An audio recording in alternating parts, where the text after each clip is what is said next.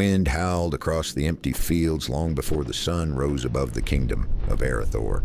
Cold mist drifted through the dying crops like wandering spirits, wrapping the land in silence so heavy that even the birds refused to sing.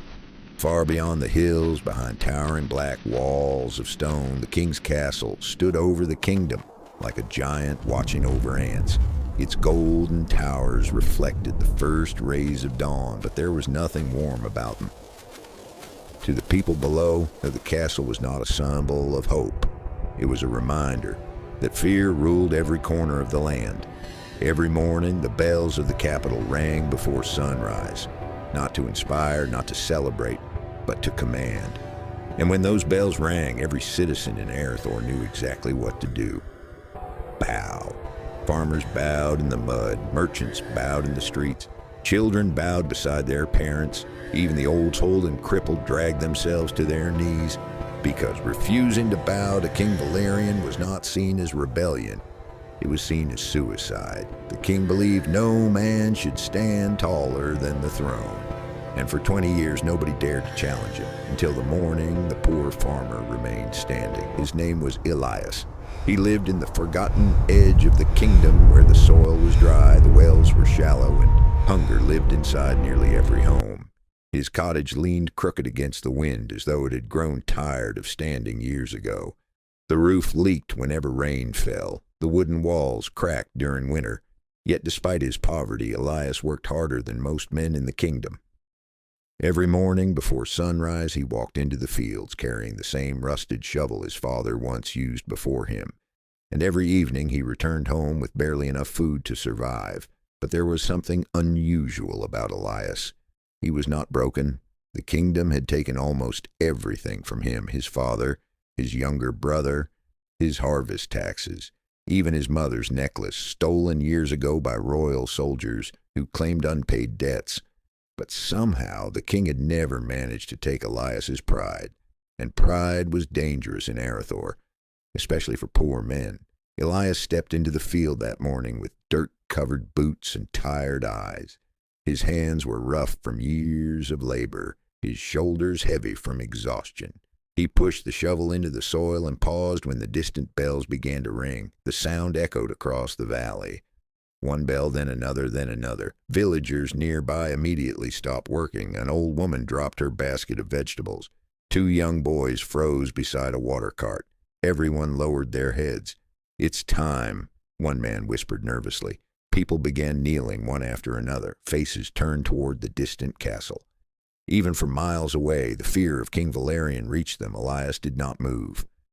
A nearby farmer named Tobin looked at him with panic. "Elias," he muttered sharply. "Kneel." Elias kept staring toward the horizon. The bells continued ringing. Tobin's voice trembled.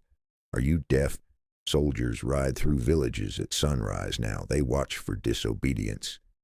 Still Elias remained standing. The air itself suddenly felt dangerous. A woman grabbed her daughter and hurried away. Another villager whispered, "What's he doing?" Tobin stood up from the dirt, eyes wide with fear. "Elias, please." Finally, Elias spoke quietly. "I'm tired." Tobin blinked. "Tired?" "Tired of bowing." The words hit harder than thunder. Several villagers looked around in terror as though the king himself might emerge from the shadows. "You fool," Tobin hissed. "Do you want to die?" Elias looked down at his cracked hands. "I've spent my whole life kneeling," he said softly. "And still my family starved." The bells stopped. Silence swallowed the fields. Then came the sound that made every villager's blood run cold. Horse hooves. Royal soldiers emerged over the hill wearing black armor marked with the king's crimson lion. Their horses stormed across the dirt road while villagers lowered themselves deeper into the mud. Captain Lucien rode at the front, tall, scarred, merciless. He scanned the kneeling villagers carefully. Then he saw Elias standing alone. The captain slowly pulled his horse to a stop. The other soldiers followed behind him. Nobody breathed. Lucien stared at Elias for several seconds before speaking. "Why are you standing?" Elias answered calmly. "Because I choose to." Gasps spread across the field. One soldier muttered, "He's insane." Captain Lucien climbed off his horse slowly, boots crunching against dry dirt. He walked toward Elias with the patience of a predator approaching wounded prey.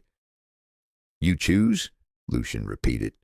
Elias nodded once. The captain studied him carefully. Most men cried before punishment even began. Most men begged. But Elias simply stood there, exhausted, yet unafraid. That unsettled Lucien more than anger would have. "You know the law," the captain said coldly.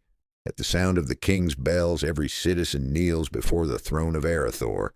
Elias glanced toward the distant castle. "A king who demands worship is no king at all." The villagers looked horrified. Tobin nearly collapsed. One woman began praying under her breath. Lucien's eyes darkened. "Say that again." But Elias did not repeat himself. Instead, he drove the shovel into the soil and continued working.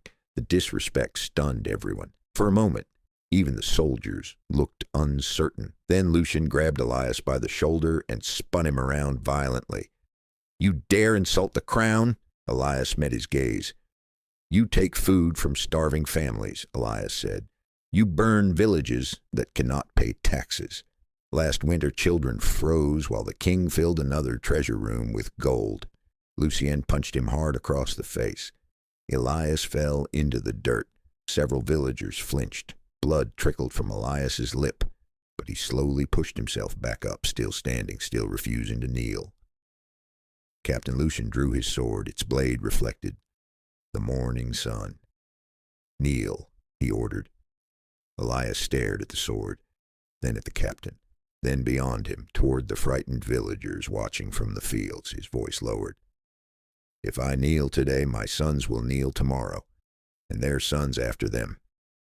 Lucien pressed the blade against Elias's throat. "You think you're brave?" "No," Elias answered quietly. "I think I'm free." The captain's jaw tightened. For the first time in years, Lucien felt something unfamiliar in his chest. Doubt.